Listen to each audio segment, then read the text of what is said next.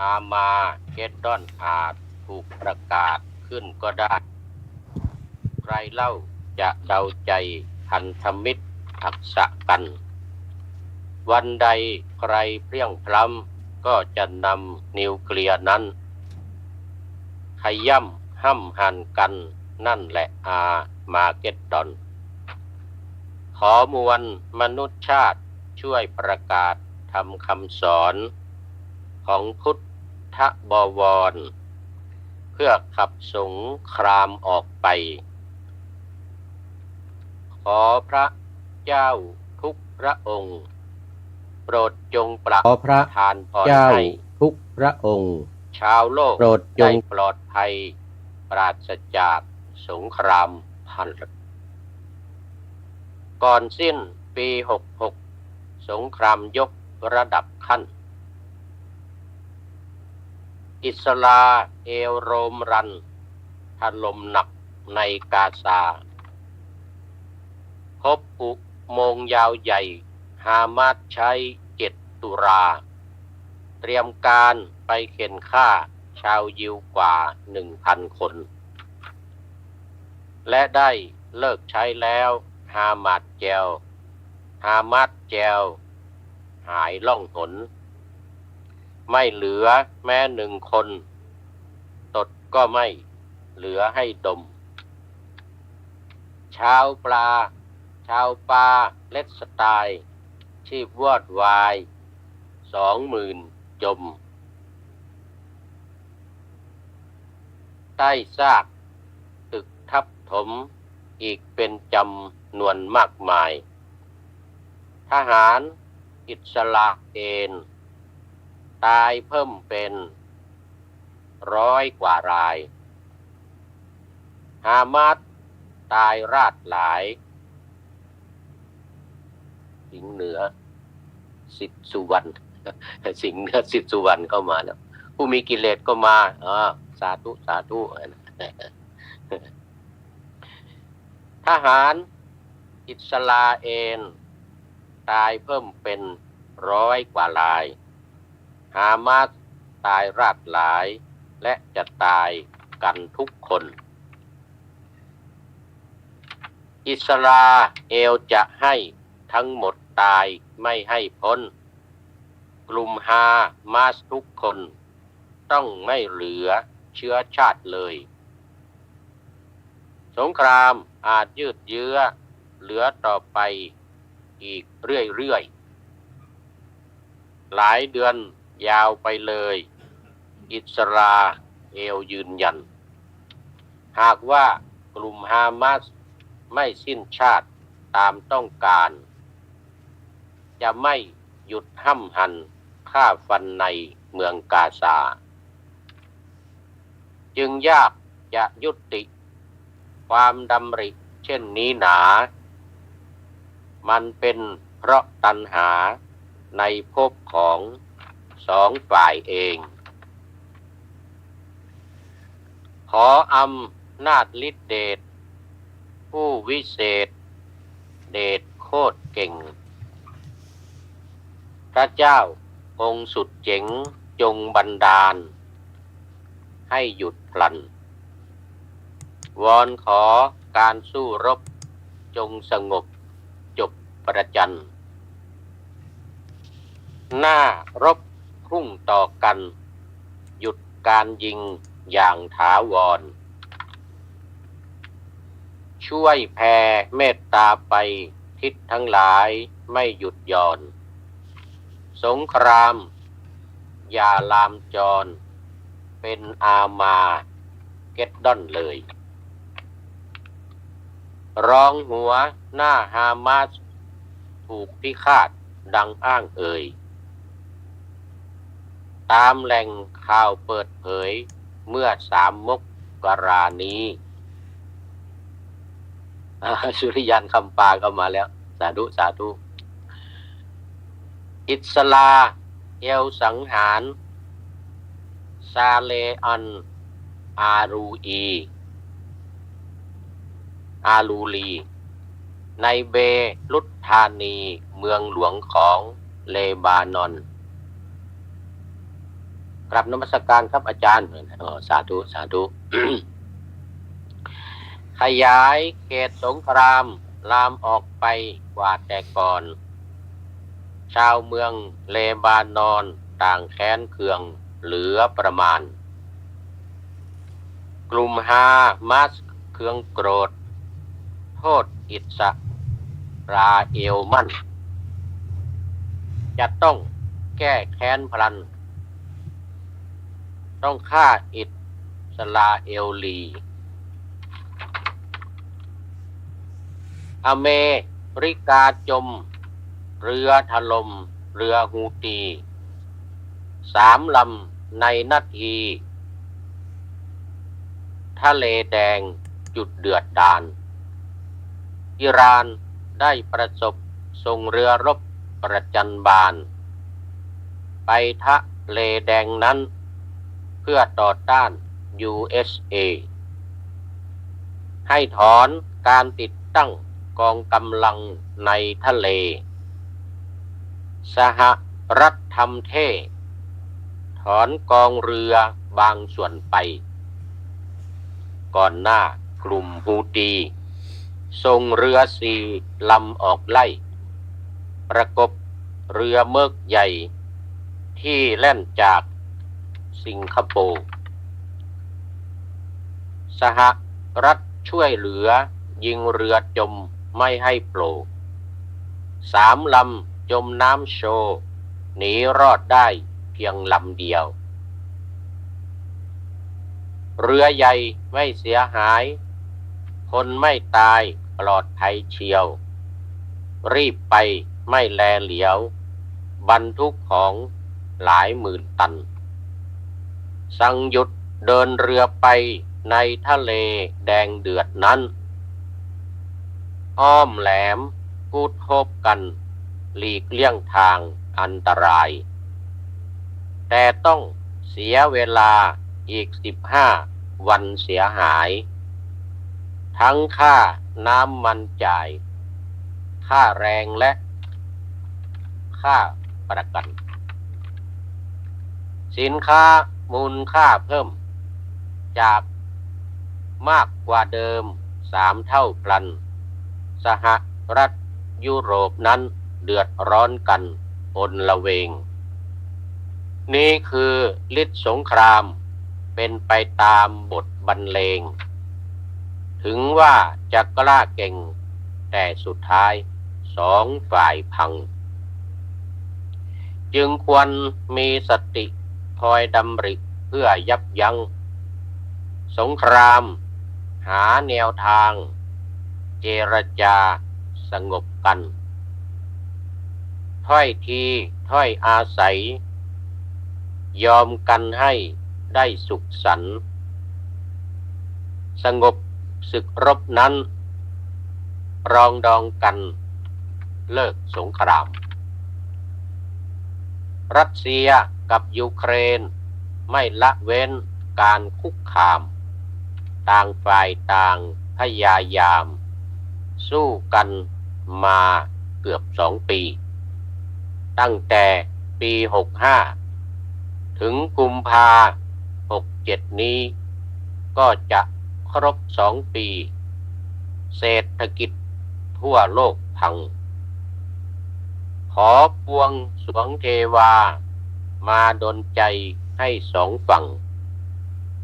เลิกรบถอยกำลังตกลงกันฉันมิตรเทินมวลมนุษย์ในโลกจะหายโศกเฝ้าสรรเสริญโมทนาพาจำเริญพบสุขสันต์นิรันดรนายพลของอิหร่านถูกสังหาร4 ปีก่อนงานอาลัยอาวรณ์เกิดระเบิดสนั่นเมืองคนตายไปหลายร้อยเจ็บไม่น้อยอิหร่านเคืองถูกคิดว่าเป็นเรื่องที่อิสราเอลทำสงครามจะขยายวงมีศัตรูผู้จะมาเป็นคู่แข่ง อิสลาเอลแถลงอย่างชัดเจนไม่ปิดบังรอบสังหารหัวหน้ากลุ่มฮามาสไม่หยุดยั้งสร้างศัตรูรอบข้างเพิ่มอิหร่านเลบานอนหัวหน้าเฮซบอลเลาะห์ประกาศต่อประชากรของชาวเลบานอนว่าจะโต้กลับคืนไปมองที่สหรัฐเป็นผู้จัดเบื้องหลังให้เพราะเซเลโมนีตายด้วยสหรัฐจัดการต่อมากลุ่มไอซิสรับผิดชอบเหตุการณ์นั้นว่าอยู่เบื้องหลังการบอมอิหร่านงานขาวดำประธานาธิบดีอิหร่านชี้ว่าผู้ทำคือสหรัฐหนุนนำอยู่เบื้องหลังไอริสบงการแต่ว่าสหรัฐปัดว่าไม่รู้เรื่องนั้นไม่ใช่ผู้บงการไม่เกี่ยวข้องอะไรเลยอิสราเอลก็ไม่พูดอะไรอยู่เฉยๆไม่เกี่ยวข้องเหมือนเคยมัวแต่รบในกาซาฝรั่งเศสส่งเรือรบมาประกบเรือสินค้าของตนประกาศว่าไม่เข้าร่วมกับกองเรือแห่งสหรัฐหน่วยเหนือเรือรบพิทักษ์ทะเลแดงแห่งสหรัฐหน่วยเหนือที่ก่อตั้งเอื้อเฟื้อป้องกันเรือสินค้าตนกองเรือรบ10กว่าประเทศมาเป็นกันชนป้องกันฮูตีปล้นทำลายเรือที่จะไปสู่อิสราเอลทุกเที่ยวทั้งเรือเล็กใหญ่ตามที่มีเงื่อนไขคือหยุดยิงในกาซาหยุดฆ่าล้างเผ่าพันธุ์ยิงกราดกันไม่เลือกหน้าหวังกวาดล้างประชาชาวฮามาสให้หมดไปยิงสตรีและเด็กทั้งตัวเล็กและตัวใหญ่ครูหมอและคนไข้พยาบาลและพานโรงตัดน้ำและตัดไฟอากาศในไม่ปลอดโปร่งระเบิดไฟลุกโพรงตึกหลายหลังพังทลายประชาขาดอาหารขาดการรักษาคนไข้คนอดอาหารตายโรคระบาดไวรัสลามขาดยารักษาไข้ขาดหมอใหญ่เข้าเวรยาม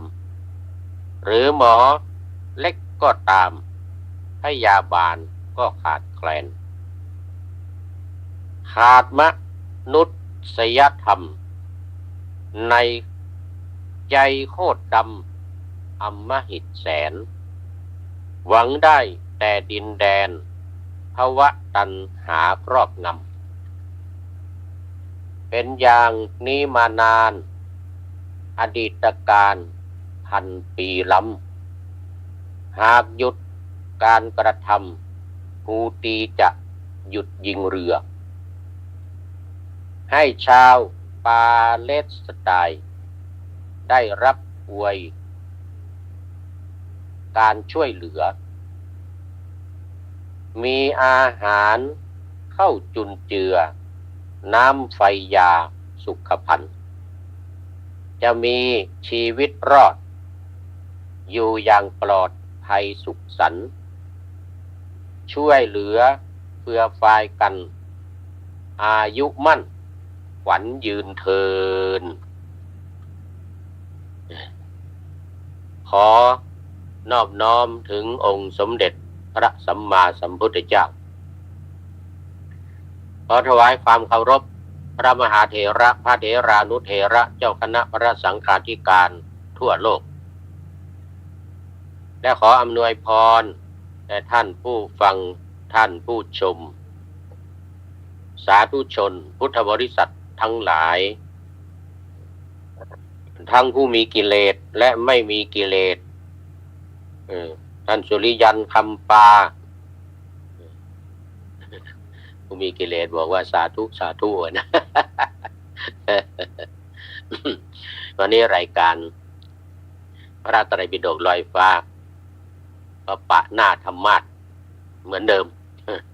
นะช่วงนี้ต้องปะหน้าธรรมาสเหมือนเดิมก็ต้องคอยแผ่เมตตากรุณามุทิตาแต่ยังไม่อุเบกขานะมันยังไม่อุเบกขาถ้าอุเบกขาก็ปล่อยให้ฆ่าฟันกันไปตามเรื่องแต่ความจริงเราช่วยอะไรก็ไม่ได้นะเข้าไปช่วยอะไรไม่ได้ไปห้ามปรามก็ไม่ได้ก็น่าจะมีแต่แผ่เมตตานี่แหละตั้งจิตอธิษฐานขอบุญญาบารมีของพระสัมมาสัมพุทธเจ้าจงช่วยดลบันดาลให้สงครามย่อยระหว่างประเทศนี่ไม่ให้ลุกลามไปเป็นสงครามภูมิภาคไปเป็นสงครามโลกจนเกิดอาร์มาเกดดอนคือสงครามนิวเคลียร์อาจจะล้างโลกเหมือนที่เขากล่าวกันเพราะว่าเพียงแค่2 ลูกที่สหรัฐไปปล่อยใส่ญี่ปุ่นที่ฮิโรชิมากับนายาสกิก็ตายไป5-6 แสนคน2 บอมพระมหาเถรจันทร์เรียว ท่านอาจารย์เรียววัดมหาธาตุ Kings Bromley UK เข้ามาแล้วโดยตื่นแต่เช้าเหมือนกันนะนี่ตื่นแต่ดึก ตื่นแต่ดึกตอนนี้กี่โมงกี่ยามเนี่ยโอ้มหาเถรจันทร์1:24 ขณะที่บันทึกเสียงอยู่นี่1:24และตอนนี้ออกสดด้วยนะจัดสดที่วัดฝายหินตอนนี้กำลัง8 นาฬิกาตอนมาเต็มตอนเช้าในประเทศไทยเราเนี่ยตอนเช้าวันนี้จัดสดท่านที่มีเวลามีโทรศัพท์อยู่ใกล้ไม้ใกล้มือจะโทรเข้ามาก็เดี๋ยวหลัง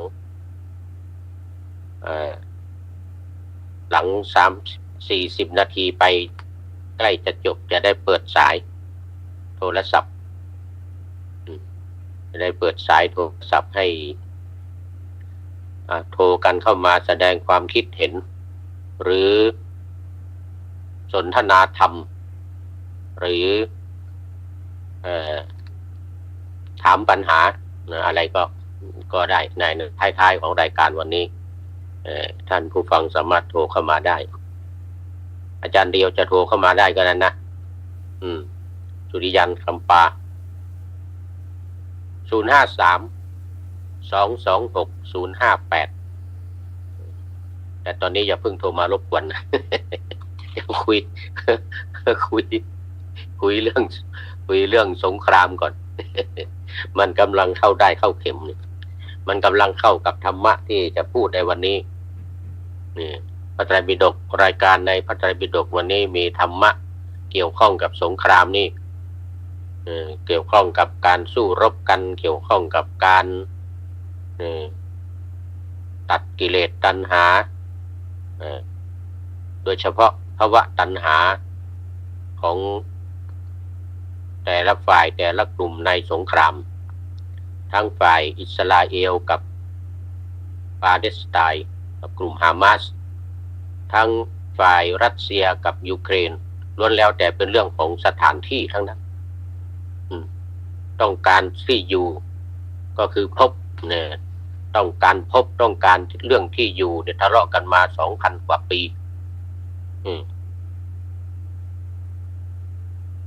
อิสราเอลกับปาเลสไตน์นี่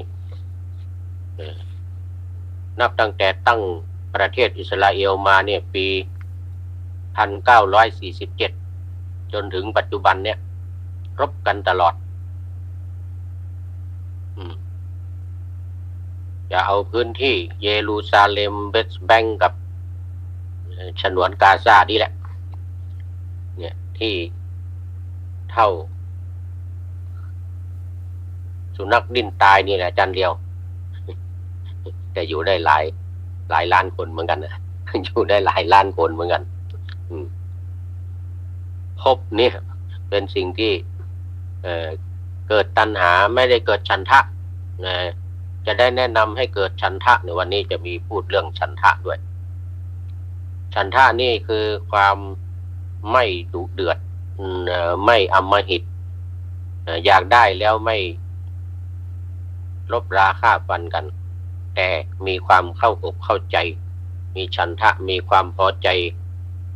ซึ่งกันและกันแล้วก็แบ่งที่แบ่งทางกันคนละครึ่งอิสราเอลอยู่ครึ่งหนึ่งปาเลสไตน์กลุ่มฮามาสเนี่ยอยู่ครึ่งหนึ่งอย่างเงี้ยในเวสต์แบงก์ก็ให้ PLO อยู่ไปเนี่ยอันนี้คือฉันทะนะมีความพึงพอใจตามสมควรตามธรรมยุติธรรมต้องช่วยกันเรียกร้องให้ human right human right ให้กลับคืนมาให้ได้โดยเฉพาะสหรัฐอเมริกานี่เป็นตัวตั้งตัวตีในเรื่องของประชาธิปไตยพูดถึงเรื่องของ human right คือสิทธิมนุษยชนทุกคนมีสิทธิในที่ดินนั้นแต่จะเอาคนเดียวเนี่ยมันเป็นไปไม่ได้เพราะว่าครอบครองอยู่คนเดียวเนี่ยมาหลายช่วงแล้วหลายช่วงหลายสมัยหลายช่วงหลายสมัย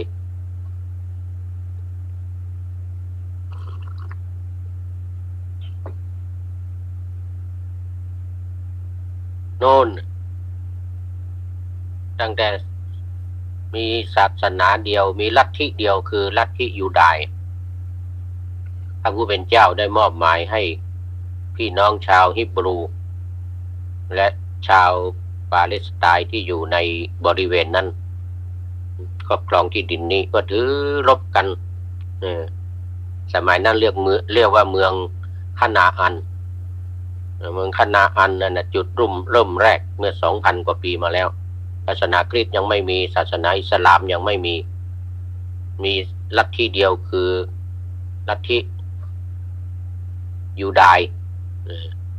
มีพระเจ้าอยู่องค์หนึ่งชื่อยาเวอยู่บนสวรรค์โน่นหรือยะโฮวาหรือยาเวมอบหมายเขียนไว้ในTestament หรือ New Testament ด้วยนะไม่ใช่ Old Testament New Testament คือพันธสัญญาใหม่บอกว่ามอบหมายให้พี่น้องชาวฮิบรูเป็นผู้รักษาเป็นผู้ดูแลอยู่ดินแดนนี้ว่างั้น ทางฝ่ายที่ผู้ที่อยู่ก่อนคือที่สืบทอดกันมาเป็นชาวปาเลสไตน์ปัจจุบันนี่ก็บอกว่าเขาได้รับมอบหมายจากพระเจ้าเหมือนกันพระผู้เป็นเจ้ามอบหมายให้พวกเขาอยู่ในที่นั้น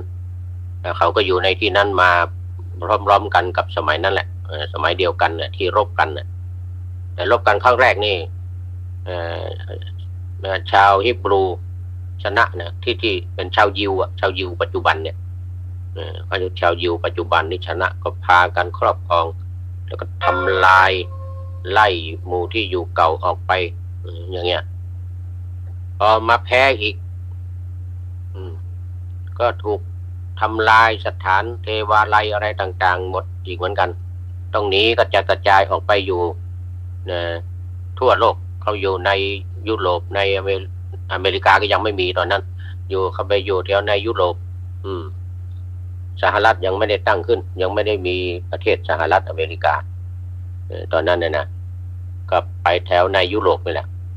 โดยเฉพาะก็ในอังกฤษในประเทศอังกฤษตอนหลังมาพอชนะอีกหลังสงครามโลกครั้งที่2กษัตริย์ออตโตมันแพ้คราวนี้ก็2484หลังสงครามโลกครั้งที่2ประมาณ2486ก็มาตั้งรกรากสร้างประเทศอิสราเอลมา80 ปีมานี่เองเนี่ยเข้ายึดครองอีกละอันนี้หมู่ที่อยู่เดิมก็ต้องรบต้องสู้กันตาต่อตาฟันต่อฟันอย่างว่านะตาต่อตาฟันต่อฟันมันก็เป็นอย่างนี้แหละสาเหตุมันนิดเดียวคือเรื่องของภวตัณหาเนี่ยความต้องการอยู่ในภพให้เป็นของตัวเองอย่างเดียวคนอื่นไม่ให้อยู่ด้วย คนอื่นไม่ให้อยู่ให้ต้องการอยู่อย่างเดียวแต่ถ้าเป็นฉันทะเนี่ยเหมือนท่านเจ้าพระคุณสมเด็จพระพุทธโฆษาจารย์หลวงพ่อประยุทธ์โตได้ย้ำเน้นให้มีฉันทะอย่าให้มีตัณหาถ้ามีตัณหาก็จะเอาเป็นของตัวเองอย่างเดียวถ้ามีฉันทะนี่ก็มีความพอใจในกันและกันถ้อยทีถ้อยอาศัยแบ่งกันอยู่ทำมาหากินกันไปไม่รบราฆ่าฟันกันก็อยู่กันสบายไม่มีปัญหาอะไรไม่ต้องมารบราฆ่าฟันกันไม่ต้องปล่อยระเบิดทิ้งระเบิดใส่กัน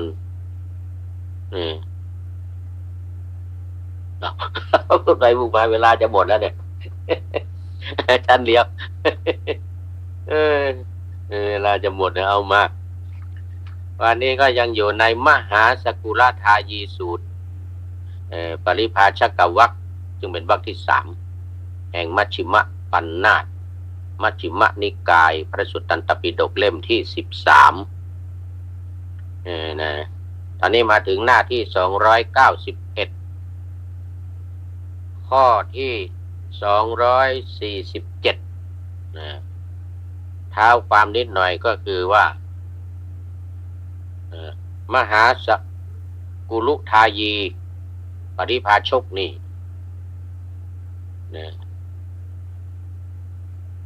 ฟังสนทนากันกับพระพุทธเจ้าก็ได้กล่าวสรรเสริญพระพุทธเจ้าว่าลูกศิษย์ลูกหาสาวกภิกษุภิกษุณีอุบาสกอุบาสิกาศรัทธาญาติโยมอยู่กับพระองค์อย่างเหนียวแน่นต่างกันกับลัทธิ6ลัทธิที่มีอยู่ก่อนที่มีอยู่ในเมืองราชคฤห์นั่นนะเช่นนิโครนาตบุตรบ้างมัคคลิโคสารบ้างอชิตะเกสกัมพลบ้างอย่างเงี้ยนะนุ่งผ้ากำพลที่ทำด้วยเส้นผมอย่างเงี้ยเกสกัมพลนุ่งผ้าเนี่ยลัทธิของอชิตะเนี่ยต้องนุ่งผ้าที่ทำด้วยเส้นผมเท่านั้นนะอย่างอื่นไม่นุ่ง อย่างนี้เป็นต้นลัทธิเหล่านั้นมีสาวกมาไปว่างั้นเพราะว่าเขาไม่เก่งแสดงธรรม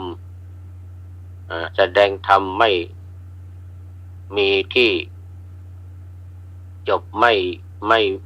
มีที่สิ้นสุดไม่จบแล้วก็ลูกศิษย์เนี่ยก็ทะเลาะเบาะแว้งกันเถียงกัน ไม่ยอมรับอาจารย์อย่างเงี้ยนะแต่ของพระพุทธเจ้าเนี่ยลูกศิษย์สาวกอยู่ในโอวาทแล้วก็เชื่อฟังแล้วก็อยู่กับพระองค์อีกในวัดเวฬุวันเป็นหมื่น30,000รูปเนี่ยรวมทั้งภิกษุและภิกษุณีนะ30,000 กว่ารูปพระพุทธเจ้าก็ไม่อยู่ที่นี่หรอกน่นประทับอยู่ที่บนยอดเขาคิชกูฏนู่นตอนกลางคืนกลางวันก็มาที่วัดนี่แหละตอนเช้าจะบิณฑบาตเนี่ยก็มันยังเช้าอยู่ก็เลยแวะเข้าไปที่สำนักของสกุลุทายีเนี่ยเป็นปริพาชกที่อยู่ในสวนนกยุงสวนที่ให้เหยื่อแก่นกยุงส่วนเวฬุวันนี้เป็นสวนที่ให้เหยื่อแก่กระแตถูกกระรอกกระแตนกหนูหูปีกทั้งหลายคนก็เอาอาหารไปให้แต่วัดของปริพาชกนี่คนเอาอาหารไปให้นกยุงมีเป็นหมื่นเหมือนกันนกยุงมีเป็นหมื่นตัว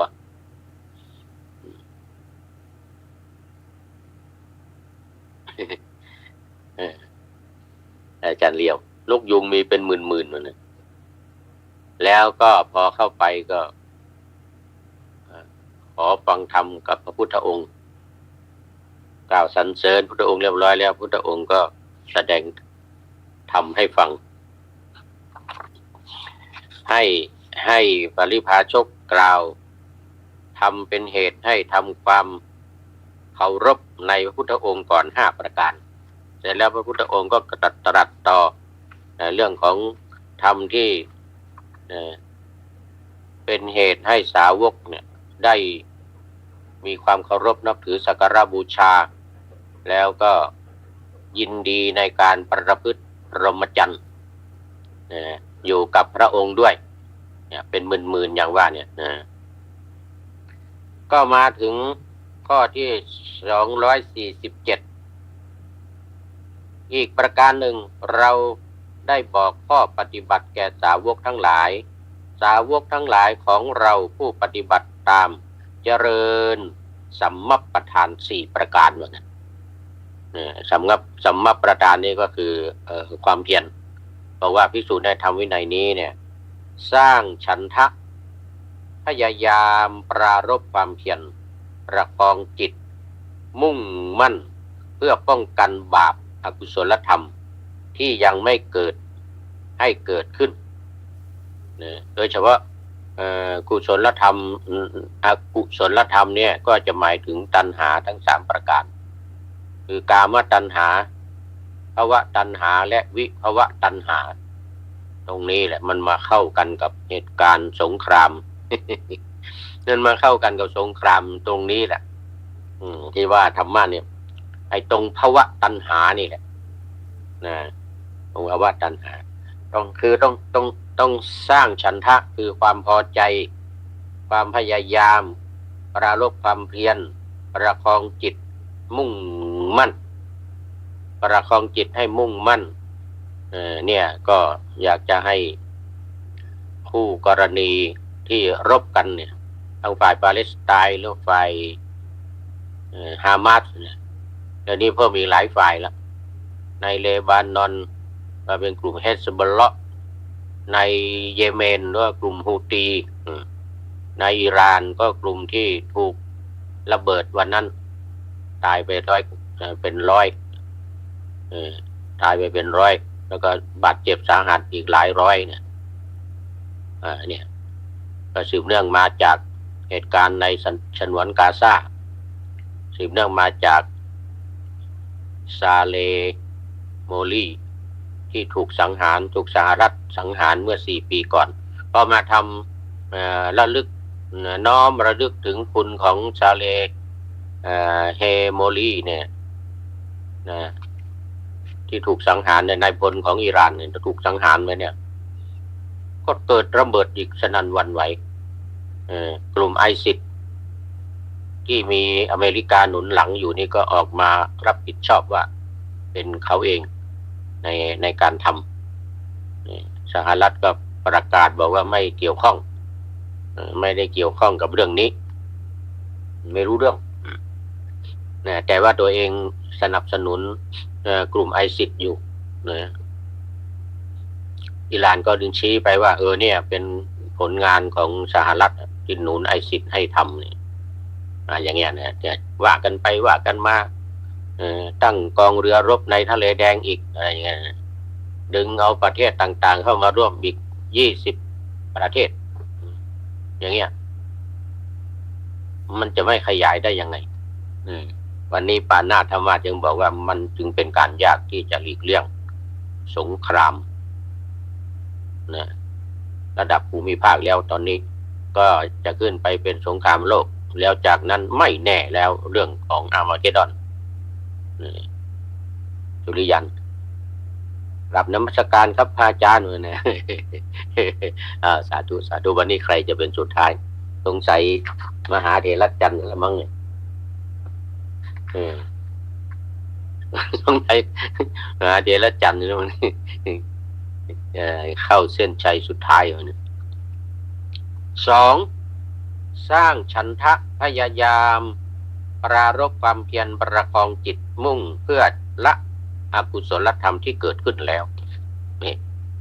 อย่างที่รบกันไปสู้กันมาสงครามที่เกิดขึ้นแล้วเนี่ยพยายามละอกุศลตัวนี้ซาโกเซาโกนี่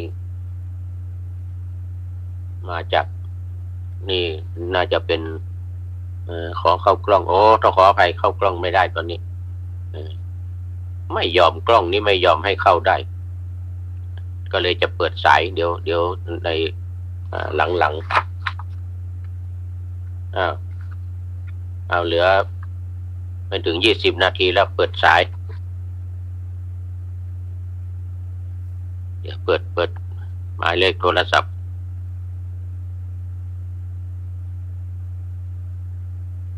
053-226-058ถ้ามีเวลามีโทรศัพท์อยู่ใกล้ไม้ใกล้มือก็รายงานผลการรับฟังเข้ามาหน่อยก็ได้ รายงานผลการรับฟังกันหน่อยเพราะว่าปีนี้ตั้งแต่เริ่มต้นนี้ไปเนี่ยนะเริ่มต้นนี้ไปจะเปิดสายทุกครั้งท่านใดจะโทรเข้ามาเป็นเบอร์ของวัดนะเบอร์ของสถานี053-226-058ข้อ 3สร้างฉันทะพยายามปรารภความเพียรประคองจิตมุ่งมั่นเพื่อทำกุศลธรรมที่ยังไม่เกิดให้เกิดขึ้นนะเมื่อกี้นี้กุศลธรรมที่เกิดขึ้นแล้วเนี่ยการเข้าใจผิดคิดหลงอยู่ในภวะตัณหาเนี่ยนี่อกุศลธรรมเกิดขึ้นแล้วรบราฆ่าฟันกันอยู่ก็ตั้งจิตนะตั้งจิตปรารภความเพียรประคองจิตให้มุ่งมั่นนี่พยายามสร้างฉันทะอย่าสร้างตัณหาพยายามลดตัณหาแล้วก็สร้างฉันทะให้เกิดขึ้นเมื่อมีความพอใจซึ่งกันและกันปรารถนาซึ่งกันและกันให้ไปในทางดีให้อยู่ดีมีสุขไม่อยู่ร้อนนอนทุกข์เนี่ยนะก็จะเกิดความสงบไม่สู้รบกันไม่ทำร้ายไม่ทำอันตรายกันแล้วก็พยายามให้ความดีทั้งหลายให้เกิดขึ้นก็คือความช่วยเหลือเผื่อแผ่ซึ่งกันและกันเนี่ยอย่างตอนนี้ถ้าหยุดรบในกาซาก็จะได้ช่วยเหลือเอาอาหารการกินองค์การสหประชาชาติจะได้นำเอาอาหารยาโดยเฉพาะยารักษาโรคเข้าไปในฉนวนกาซาในปัจจุบันนี้ 2-3 ล้านคนที่อยู่ตามเต็นท์โรคระบาดก็ท้องร่วงอะไรต่างๆสารพัดตายไม่ใช่ตายเพราะระเบิดตายเพราะอดอาหารอย่างเงี้ยตายเพราะเป็นโรคภัยไข้เจ็บต่างๆไม่มียารักษาไม่มีหมอรักษาโรงพยาบาลถูกถล่มหมดโรงเรียนก็ไม่มีที่เรียนนะถูกถล่มหมดโบสถ์สุเหร่าถ ถูกถล่มหมดจะไปละหมาดที่ไหนล่ะตอนนี้ไม่มีที่ละหมาดแล้วอาจจะวันอาทิตย์จะไปเข้าโบสถ์อ้อนวอนพระเจ้าก็ไม่ได้แล้วอะไรอย่างเงี้ยนะในในฉนวนกาซาเพราะนั้นสิ่งที่มันไม่ดีที่กำลังมีอยู่กำลังทำอยู่ก็ช่วยกันพยายามละให้มันหมดไปแล้วก็ความดีที่ยังไม่เกิดขึ้นก็พยายามให้มีความอบอ้อมอารีมีมนุษยธรรมมี human right สิทธิมนุษยชนทั้งหลายเข้ามาในฉนวนกาซาที่เข้าไม่ได้ตอนนี้เพราะว่ามันระเบิดกันอยู่ตุมตามเข้าไม่ได้เข้าก็ตายเจ้าหน้าที่องค์การสหประชาชาติตายไปเยอะแล้วครูหมอพยาบาลก็ตายเยอะแล้วตามโรงพยาบาลต่างๆสุดท้ายข้อที่4สร้างฉันทะพยายามปรารภความเพียรประคองจิตมุ่งมั่นเพื่อความดำรงอยู่ไม่เลือนหายพีโยภาพไพบูรณ์เจริญเต็มที่แห่งกุศลธรรมที่เกิดขึ้นแล้วอันนี้หลังจากที่กุศลธรรมเกิดขึ้นแล้วก็พยายามนะสักกวี โมทนาอาจารย์มหาเถรจันทร์อยู่ด้วยกันนะตลอดนะเหลือเวลาอีกประมาณ10 นาที10 กว่านาทีนี่ก็เป็นหมวดหนึ่ง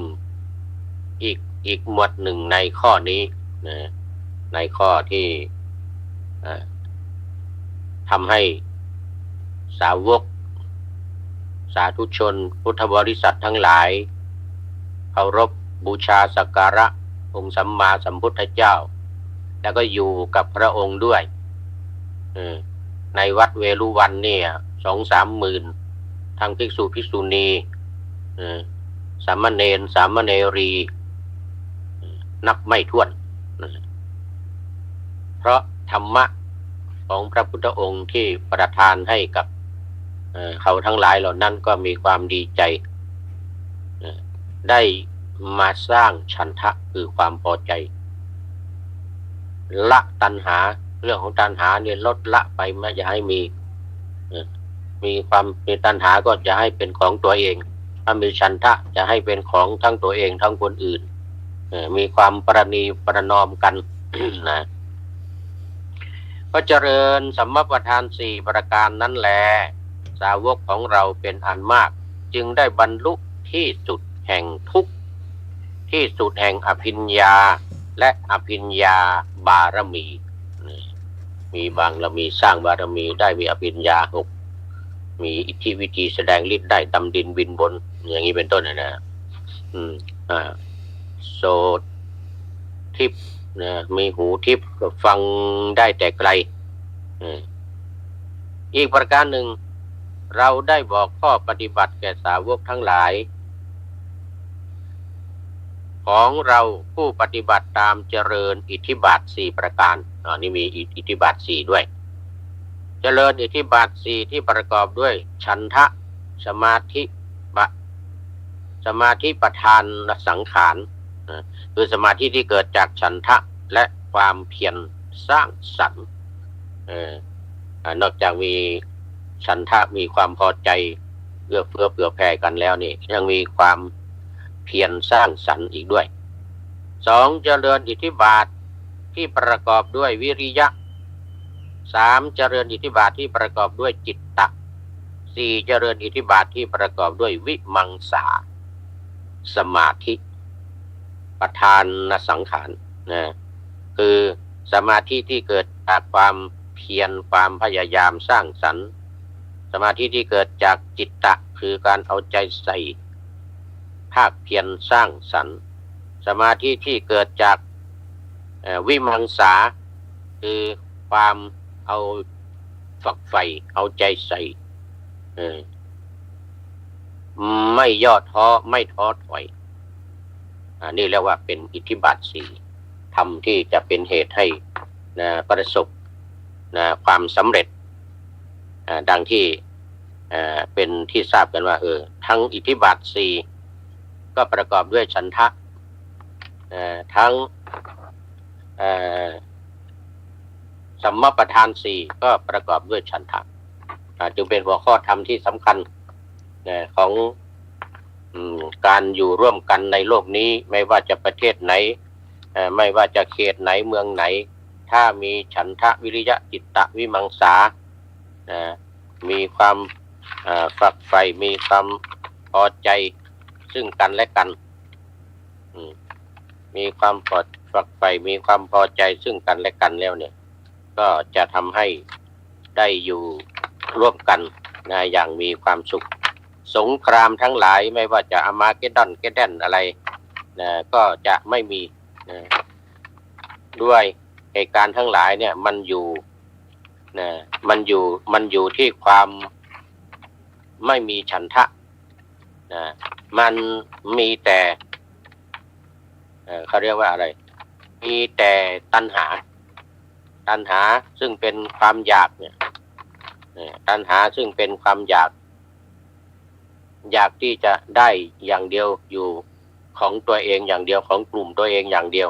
อย่างปัจจุบันนี้อิสราเอลก็จะให้เป็นประเทศเดียวคือประเทศอิสราเอลแล้วฝ่ายปาเลสไตน์ตัวเองก็จะปกครองหมดอยู่ในการปกครองของตัวเองอย่างเงี้ยฝ่ายปาเลสไตน์ก็ไม่ยอมจะให้มีอีกรัฐหนึ่งซึ่งเป็นรัฐของเขาเองเป็นรัฐของปาเลสไตน์เพราะเขาเคยอยู่มาก่อนไม่ให้มีอิสราเอลอย่างเงี้ยอันนี้คือตัณหาแต่ถ้ามีฉันทะก็จะมีความพอใจในสถานที่ไม่เอาเป็นของตัวเองเอาแบ่งเป็น2 รัฐนโยบาย2 รัฐตอนนี้สหประชาชาติก็กำลังลุ้นอยู่นะดังเนื้อหาสาระ วันนี้ปะหน้าธรรมะหรือปะหลังธรรมะอีกทีหนึ่ง ปะหลังธรรมะอีกทีหนึ่งนะนี่สักวีสักเวก็เป็นเข้าเส้นชัยสุดท้ายในวันนี้นะขออนุโมทนาเป็นอย่างยิ่งท่านอาจารย์มหาเถรจันทร์ด้วย ขอมวลมนุษยชาติช่วยประกาศทำคำสอนของพระพุทธบวรเพื่อขับสงครามออกไปขอพระเจ้าทุกพระองค์โปรดจงประทานพรให้ชาวโลกได้ปลอดภัยปราศจากสงครามพลัน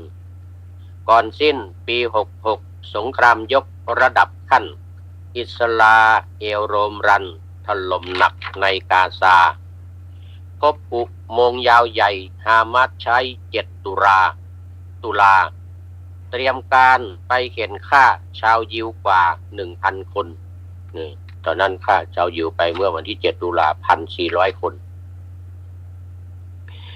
และได้เลิกใช้แล้วฮามัสแจวหายล่องหนไม่เหลือแม้1 คนตดก็ไม่เหลือให้ดมชาวปาเลสไตน์ชีพบอดวาย 20,000 จมใต้ซากตึกทับถมอีกเป็นจำนวนมากมาย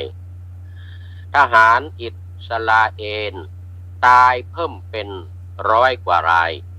ฮามาสตายราดหลายและจะตายกันทุกคนเพราะอิสราเอลจะให้ทั้งหมดตายไม่ให้พ้นกลุ่มฮามาสทุกคนต้องไม่เหลือเชื้อชาติเลยสงครามอาจยืดเยื้อเหลือต่อไปอีกเรื่อยๆ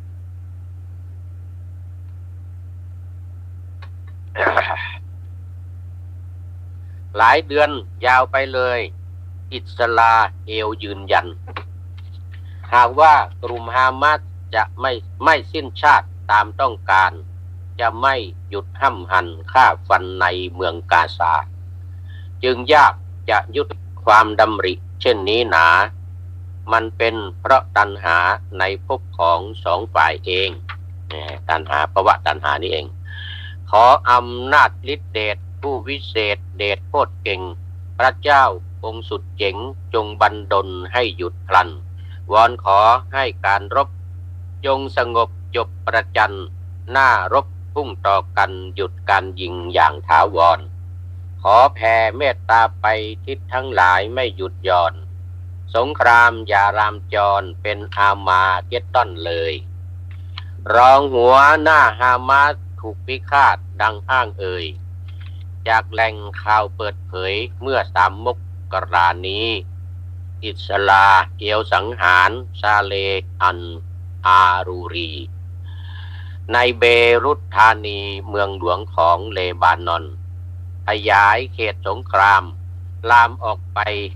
กว่าแต่ก่อน ชาวเมืองเลบานอนต่างแค้นเคืองเป็นประมาณกลุ่มฮามาสเคืองโกรธโทษอิสลาเอลมันจะต้องแก้แค้นพลันฆ่าอิสลาเอลลีอเมริกาจมเรือถล่มเรือฮูตี3 ลำในนาทีทะเลแดงจุดเดือดดาลอิหร่านได้ประสบส่งเรือรบประจันบานไปทะเลแดงนั้นเพื่อต่อต้าน USA ให้ถอนการติดตั้งกองกำลังในทะเลสหรัฐทำเท่ถอนกองเรือบางส่วนไปก่อนหน้ากลุ่มฮูตีส่งเรือ4 ลำออกไล่ประกบเรือเมิร์กใหญ่ที่แล่นจากสิงคโปร์สหรัฐช่วยเหลือยิงเรือจมไม่ให้โผล่3 ลำจมน้ำโชว์หนีรอดได้เพียงลำเดียวเรือใหญ่ไม่เสียหายคนไม่ตายปลอดภัยเชียวรีบไปไม่แลเหลียวบรรทุกของหลายหมื่นตันสั่งหยุดเดินเรือไปในทะเลแดงเดือดนั้นอ้อมแหลมพุดโฮบกันหลีกเลี่ยงทางอันตรายแต่ต้องเสียเวลาอีก15 วันเสียหายทั้งค่าน้ำมันจ่ายค่าแรงและค่าประกันสินค้ามูลค่าเพิ่มมากกว่าเดิม3 เท่าพลันสหรัฐยุโรปนั้นเดือดร้อนกันอนละเวงนี่คือฤทธิสงครามเป็นไปตามบทบรรเลงถึงว่าจะกล้าเก่งแต่ถึงสุดท้าย2 ฝ่ายพังจึงควรมีสติคอยดำริเพื่อยับยั้งสงครามหาแนวทางเจรจาสงบกันถ้อยทีถ้อยอาศัยยอมกันให้ได้สุขสันต์ปรองดองกันเลิกสงครามรัสเซียกับยูเครนไม่ละเว้นการคุกคามต่างฝ่ายต่างพยายามสู้กันมาเกือบ2 ปี ตั้งแต่ปี65ถึงกุมภา67นี้ก็จะครบ2 ปีเศรษฐกิจทั่วโลกพังขอปวงสรวงเทวามาดลใจให้2 ฝั่งเลิกรบถอยกำลังตกลงกันฉันมิตรเทินมวลมนุษย์ในโลกหายโศกเศร้าเฝ้าสรรเสริญโมทนาพาจำเริญพบสุขสันต์นิรันดรนายพลของอิหร่านถูกสังหาร4 ปีก่อนงานไลอาวรณ์เกิดระเบิดสนั่นเมืองคนตายไปหลายร้อยเจ็บไม่น้อยอิหร่านเคืองถูกคิดว่าเป็นเรื่องที่อิสราเอลทำสงครามจะขยายวงออกไปอีกหลายกรรมอิหร่านจะกระทำคืนต่ออิสราเอลเพราะความไม่พอใจเรื่องทั้งหลายที่ข้องเกี่ยวโกรธเคืองเขม็งเกลียวจะเอาคืนผู้กระทำอิสราเอลเพิ่มแนวรบเติมไฟขย่ำตามล่าตัวผู้นำของฮามาสทุกคนไม่ว่าจะอยู่ไหนจะตามไปทุกแห่งหนต้องฆ่าหมดทุกคนไม่ให้เหลือเสี้ยนหนามแทงไม่ให้เป็นศัตรูผู้จะมาเป็นคู่แข่งอิสราเอลแถลงอย่างชัดเจนไม่ปิดบังรอบสังหารหัวหน้ากลุ่มฮามาสไม่หยุดยัง้งสร้างศัตรูรอบข้างเพิ่มอิหร่านและเลบานอนหัวหน้าเฮซบอลเลาะห์ประกาศต่อประชากร ของชาวเลบานอนว่าจะโต้กลับคืนไปมองที่สหรัฐเป็นผู้จัดเบื้องหลังให้เพราะเซเลโมนีตายด้วยสหรัฐจัดการต่อมากลุ่มไอซิสรับผิดชอบเหตุการณ์นั้นว่าอยู่เบื้องหลังการบอมอิหร่านงานขาวดำประธานาธิบดีอิหร่านชี้ว่าผู้ทำคือสหรัฐนำอยู่หลังไอซิสบงการแต่ว่าสหรัฐปัดว่าไม่รู้เรื่องนั้นไม่เป็นผู้บงการไม่เกี่ยวข้องอะไรเลยอิสราเอลก็ไม่พูดอะไรอยู่เฉยๆไม่เกี่ยวข้องเหมือนเคยมัวแต่รบในกาซาฝรั่งเศสส่งเรือรบมาประกบเรือสินค้าของตนประกาศว่าไม่เข้าร่วมกับกองเรือรบพิทักษ์ทะเลแดงแห่งสหรัฐหน่วยเหนือที่ก่อตั้งเอื้อเฟื้อป้องกันเรือสินค้าตนกองเรือรบ10 กว่าประเทศมาเป็นกันชนป้องกันฮูตีปล้นทำลายเรือที่จะไปสู่อิสราเอลทุกเที่ยวทั้งเรือเล็กใหญ่ตามที่มีเงื่อนไขคือหยุดยิงในกาซาหยุดฆ่าล้างเผ่าพันธุ์ยิงกราดกันไม่เลือกหน้าหวังกวาดล้างประชาชาวฮามาสให้หมดไปยิงสตรีและเด็กทั้งตัวเล็กและตัวใหญ่ครูหมอและคนไข้พยาบาลและผ่านโรงตัดน้ำและตัดไฟอากาศในไม่ปลอดโปร่งระเบิดไฟลุกโรงตึกหลายหลังพังทลายประชาขาดอาหารขาดการรักษาคนไข้คนอดอาหารตายโรคระบาดไวรัสลามขาดยารักษาไข้ขาดหมอใหญ่เข้าเวรยามหรือหมอเล็กก็ตามพยาบาลก็ขาดแคลนขาดมนุษยธรรมใจโคตรดำอำมหิตแสนหวังได้แต่ดินแดนภาวะตัณหาครอบงำเป็นอย่างนี้มานานอดีตการ1,000 ปีล้ำหากหยุดการกระทำฮูตีจะหยุดยิงเรือให้ชาวปาเลสไตน์ได้รับอวยการช่วยเหลือมีอาหารจุนเจือน้ำไฟยาสุขภัณฑ์จะมีชีวิตรอดอยู่อย่างปลอดภัยสุขสันต์ช่วยเหลือเอื้อเฟื้อกันอายุมั่นขวัญยืนเทินขอเจริญพร